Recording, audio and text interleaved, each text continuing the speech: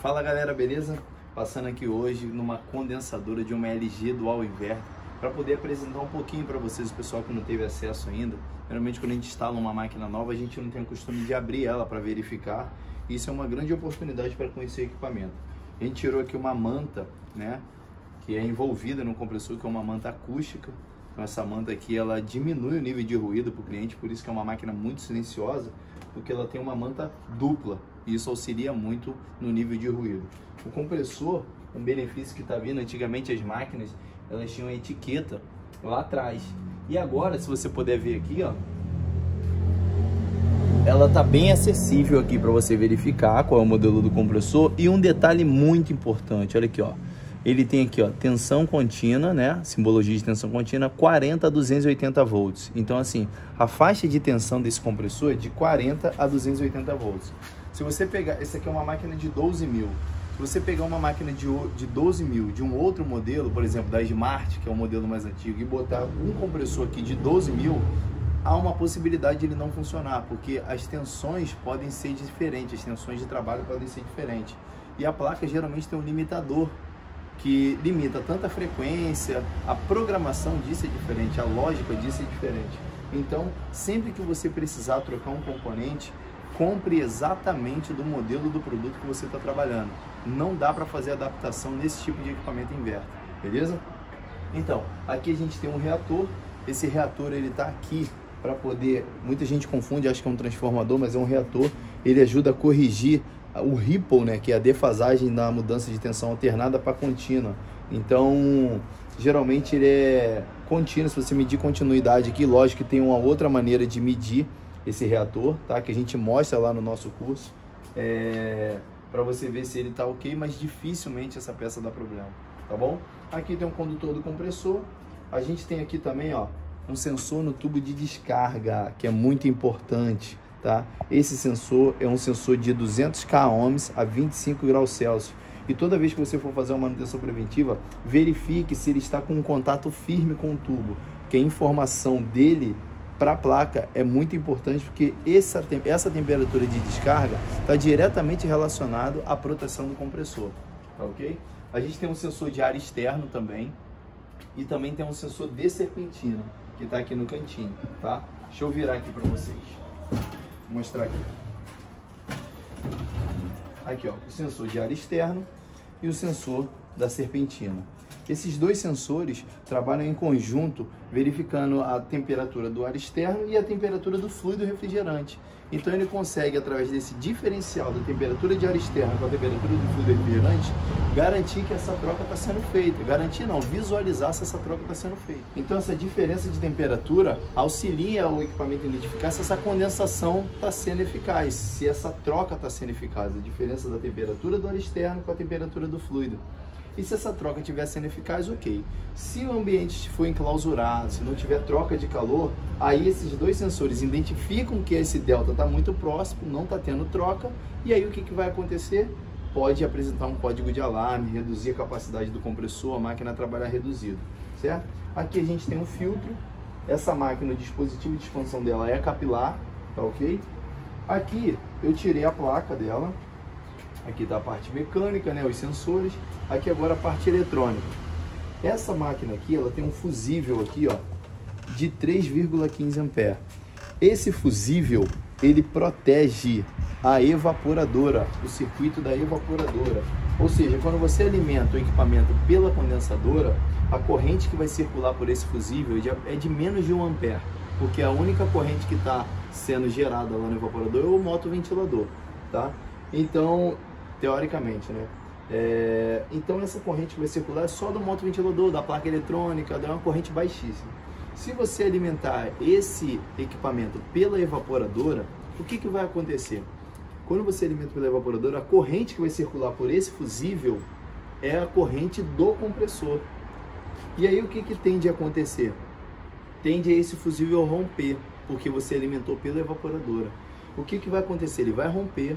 A máquina não vai se comunicar porque não tem alimentação mais agora na evaporadora. A condensadora vai mandar uma informação para o evaporador e vai aguardar o feedback do evaporador na comunicação. Como o fusível rompeu e lá na evaporadora não tem alimentação para se comunicar, vai apresentar o CH05, que é um erro de comunicação, beleza?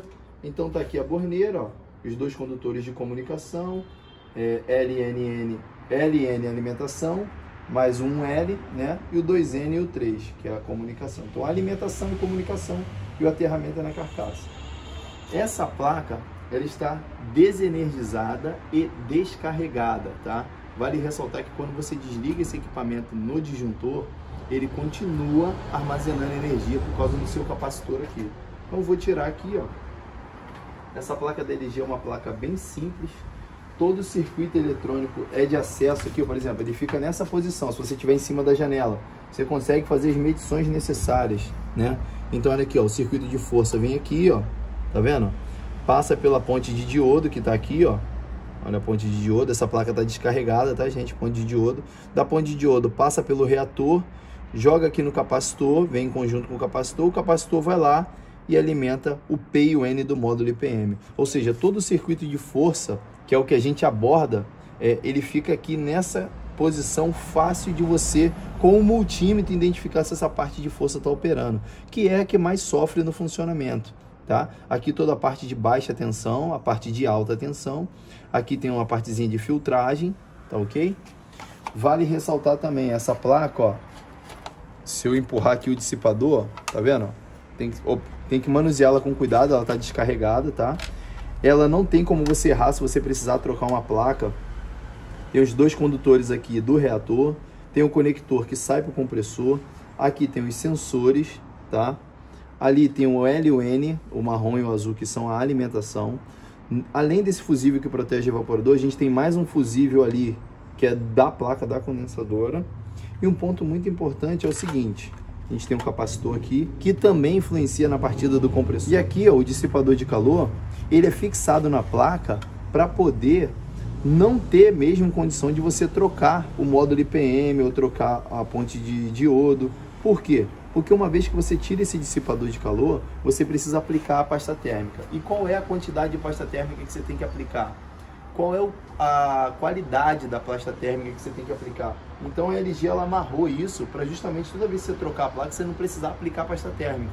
Então essa pasta térmica já veio calculada de fábrica, a qualidade dela já veio determinada de fábrica, impossibilitando que você ponha uma pasta térmica de má qualidade. E a função da pasta térmica é justamente essa, trabalhar em altas temperaturas, e ela tem uma vida útil aceitável de acordo com o equipamento. Lógico, você tem que fazer manutenção preventiva, evitar que você tenha temperaturas elevadas no dissipador de calor.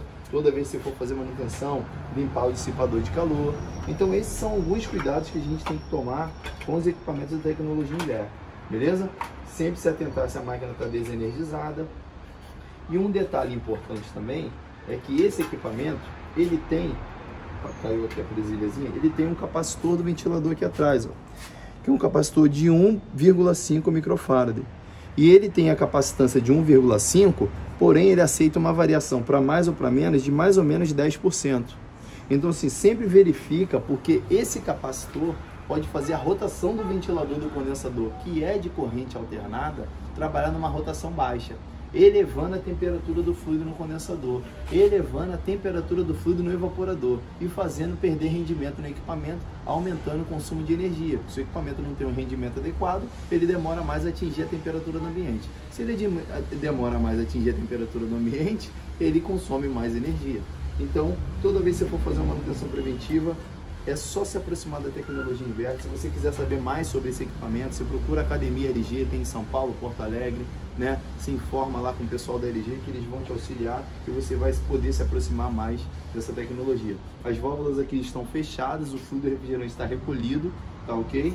Depois a gente vai reinstalar esse equipamento, fazer o processo de teste de estanqueidade, processo de VAP, liberar o fluido novamente e analisar o equipamento no comissionamento, né? E a gente faz uma ficha de uma certidão de nascimento do equipamento anotando os parâmetros.